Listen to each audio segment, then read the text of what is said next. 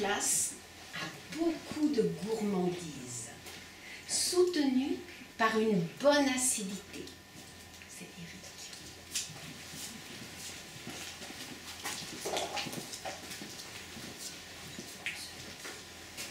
Bonsoir. Eh bien moi, je vais vous raconter l'histoire d'un homme qui s'appelait Auguste. Auguste est né dans la ferme de ses parents le 1er octobre 1780. Dans la chambre où son père, son grand-père, son arrière-grand-père, son arrière-arrière-grand-père et bien d'autres avant eux étaient nés. Et comme tous ses aïeux, sa vie était déjà toute tracée. Il allait devenir vigneron. Et vous savez, quelquefois, la Providence fait bien les choses parce que Auguste, il était fait pour ce métier-là. Il adorait ce qu'il faisait. Tenez, le matin, quand il partait dans ses vignes, il était toujours de bonne humeur.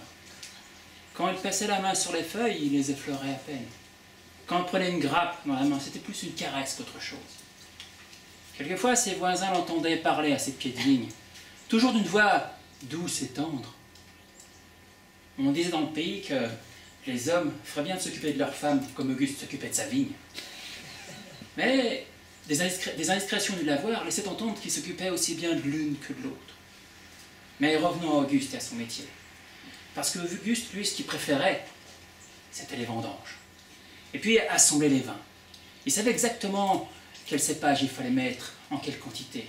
Mais surtout, il savait quand il fallait ouvrir la première bouteille de la dernière vendange. Et ce jour-là, Auguste était dans sa cave. Il allait ouvrir cette première bouteille. Il a enfoncé le tire-bouchon, et au moment où il allait tirer, il a levé la tête. Et là, il l'a vue. Elle était juste devant lui. Raide, glaciale, rigide. La mort. Auguste, tu sais qui je suis? Alors viens, suis-moi. Elle s'est retournée, elle est partie. Oui, mais pas maintenant. J'allais ouvrir la première bouteille de la dernière vendange. S'il vous plaît, pas maintenant. Allez, 5 minutes. Laissez-moi 5 minutes pour goûter au vin. Et comme la mort a tout son temps, elle a bien voulu attendre 5 minutes. Alors il l'a invité à s'asseoir à la petite table qui était là. Il a débouché la bouteille, il met 2 petits verres de vin sur la table, il a rempli les verres, il s'est assis. Il a posé la bouteille et il a dégusté son vin avec la mort. Quand la mort a porté le verre à ses lèvres, que la première gorgée est passée dans la bouche, elle a senti qu'il se passait quelque chose. C'était comme une explosion de couleurs, de saveurs, de terroirs.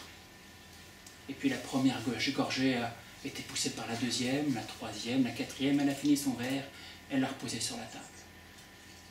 Et un verre vide n'attend qu'à être rempli, et un verre plein n'attend qu'à être vidé. Vous savez ce qu'on dit du vin? Oui, c'est vrai, on dit que le vin fait du bien aux hommes quand ce sont les femmes qui en boivent. Mais on dit aussi qu'autour d'une bonne bouteille de vin peut naître une amitié sincère et durable. Et après quelques bouteilles, la mort Auguste était devenue les meilleurs amis du monde.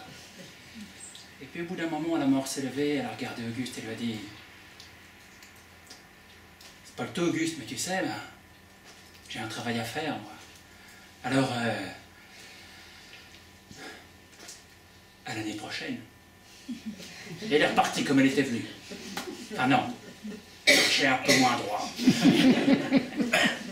Auguste a cru que la mort lui faisait une blague. Il a attendu assis 5 minutes, 10 minutes, un quart d'heure, 1 heure, 2 heures. Puis il s'est levé. Il est sorti de la cave, il a regardé dans la cour. La mort n'était pas là. Alors il a attendu la journée, 1 jour, 2 jours, 3 jours, 1 semaine.